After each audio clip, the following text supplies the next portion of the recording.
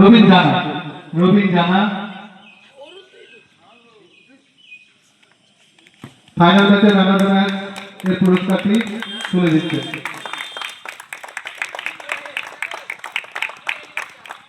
এরপর আমরা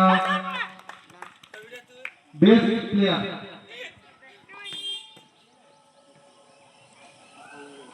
খুব সুন্দর খেলেছে সুরজিতের হাতে পুরস্কার তুলে দিচ্ছে সৌরভ, সৌরভ মাইতি সুরজিতের হাতে পুরস্কারটা তুলে দিচ্ছে।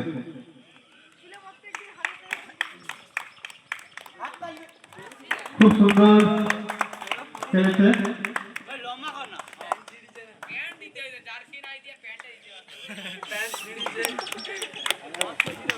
এবার